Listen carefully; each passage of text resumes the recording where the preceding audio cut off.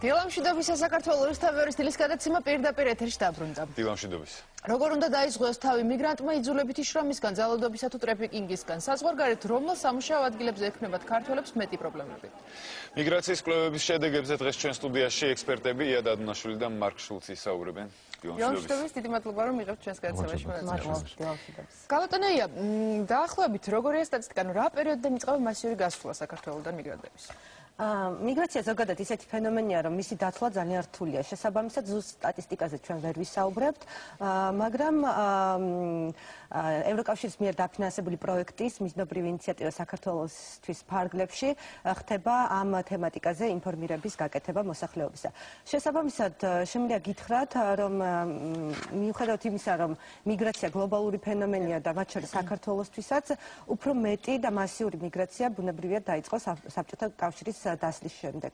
და ბოლო 20 წლის განმავლობაში, ასე ვთქვათ, მიგრაციის სალდო, რაც გაკეთებულა სხვადასხვა საერთაშორისო ორგანიზაციების მიერ კვლევების საფუძველზე, 935,000, ანუ თითქმის მილიონი ადამიანი გასულია საქართველოს. ეს ლეგალურად, მაგრამ ემატება მათ არალეგალური. ამას ემატება არალეგალური ამას ემატება ის არალეგალური მიგრანტები და თვითონ სიტყვა არალეგალურიდან გამომდინარე, მათი დათვლა, რა თქმა უნდა, რთულია, თითქმის შეუძლებელია, ამიტომ ამის ზუსტი სტატისტიკა შეიძლება ერთი მაგდენიც იყოს, ხო?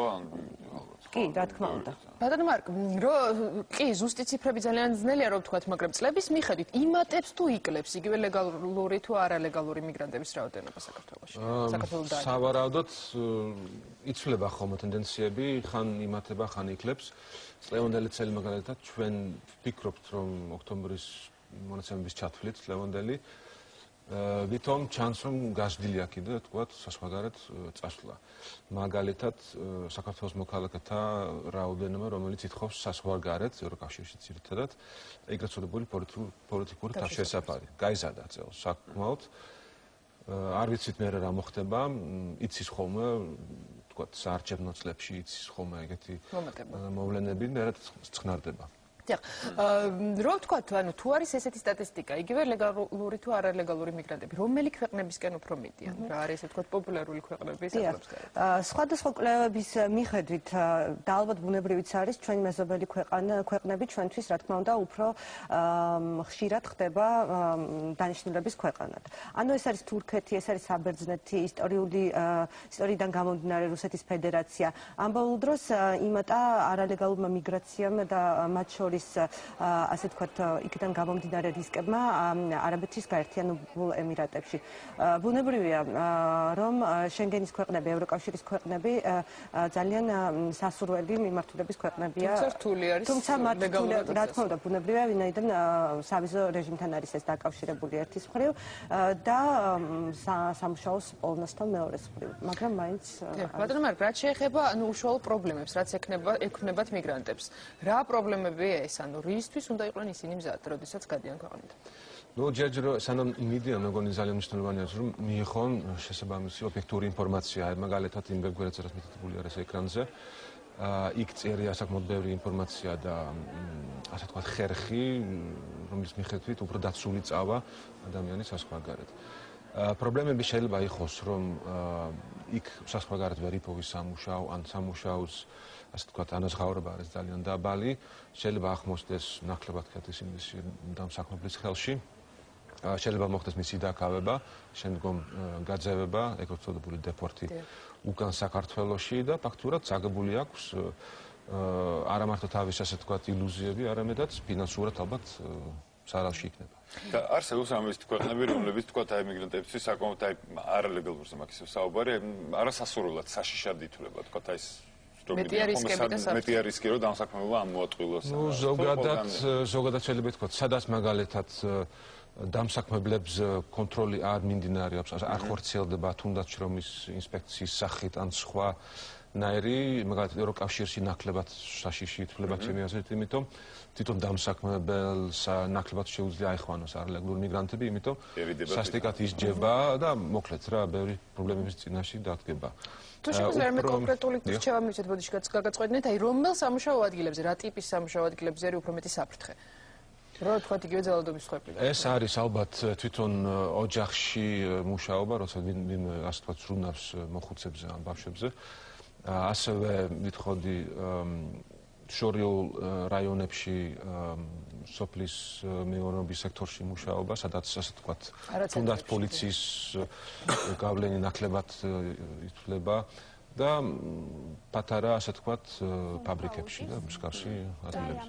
ბატონია, თქვენ ახსენეთ პროექტი, რომელიც მაქსიმალურად ეხმარება მათ, რომ მაქსიმალურად იყვნენ ინფორმირებული.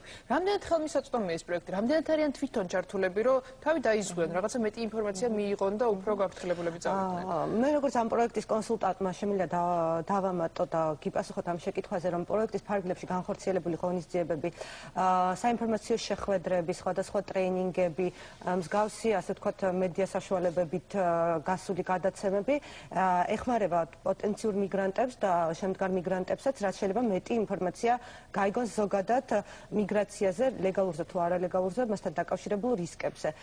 შესაბამისად, იგივე აი ამ ვებსაიტით, იგივე Skype-ის მისამართით, Facebook-ით და სხვა სოციალური მედიის საშუალებებით ნებისმიერ მოქალაქეს შეუძლია პირდაპირ გავიდეს, ვთქვათ, პროექტის თანამშრომლებზე და მიიღოს ინფორმაცია, სასურველი ინფორმაცია ამის შესახებ. და ალბათ რაც მარკით სიტყვის ცხელი ხაზის შესახებ, რომელიც რა არის ეს ცხელი ხაზი? ნუ ახლა სახელმწიფოს ასე ვთქვათ დონეზე მოქმედებს სხვადასხვა ცხელი ხაზი. ჩვენთანაც არის ასე ვთქვათ ესეთი ნომერი, რომელსაც სადაც შეუძლია ადამიანმა დაარეკოს თვითონ ვებგვერდზე ყველაფერი მითითებული არის. მაინც შეგვიძლია რომ ვთქვათ რა ნომერია ზუსტად ეს ცხელი ხაზი? ნუ მაგალითად ტრაფიკინგის მსხვერპლისათვის, ვინც თქვათ გახდა ექსპლუატაციის მსხვერპლის საზღვარგარეთ, მოქმედებს 200-229. ეს არის თვითონ თბილისში მოქმედებს ეს ნომერი. ჩვენაც გვაქვს ნომერი ოღონდ უფრო ზოგადი არის მიგრაციათა მიმართებაში, ეს არის 2-91-34-61.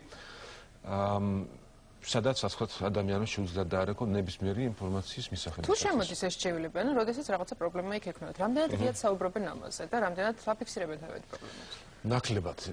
მე ვიტყოდი იშვიათად შემოდის მსგავსი ასე ვთქვათ პრობლემა. ჩვენ მაგალითად ვიხავით ამა წელს 6 თვის განმავლობაში სარფის საზღვარზე და ზუსტად მსგავსი პრობლემებისთვის ჩვენ ვიხავთ მზად და დავეხმაროთ ხალხს. ძალიან ცოტა ხალხი მოდიოდა ძირითადად. რა ხდება მის მიზეზზე? რატო არ? ნუ არ აქვს სურვილი, ნდობის ფაქტორი ალბათ მოქმედებს, უმდებლობის საკითხი. თუ არ იცნობენ ვინმეს, ეთხოვა უკვე ნდობის ფაქტორი უკვე დაბალია. ვიცი, მე მგონი კიდე. რა შეიძლება ტრაფიკინგი ახსენეთ და თურქეთი მეზობელი ქვეყანა, სადაც ყველაზე ხშირი არის ტრაფიკინგის შემთხვევები. როგორია აქ სტატისტიკა? იკლებს თუ იმატებს შემთხვევები? ოფიციალური სტატისტიკიდან გამომდინარე იკლებს. ანუ თქვათ 5 წლის განმავლობაში აშკარად ჩანს, რომ იყო მაგალითად 2007-2008 წელს დაახლოებით 20-25-30-მდე წელიწადი ასე თქვათ შემთხვევები. წლევანდელი, შარშანდელი უკვე 5, 6, 7, 8 მსგავსი რაოდენობა, მეტი უკვე არა. თვითონ ჩვენი ორგანიზაციის ოფისი თურქეთში იქითაც აშკარად ჩანს, რომ იკლებს.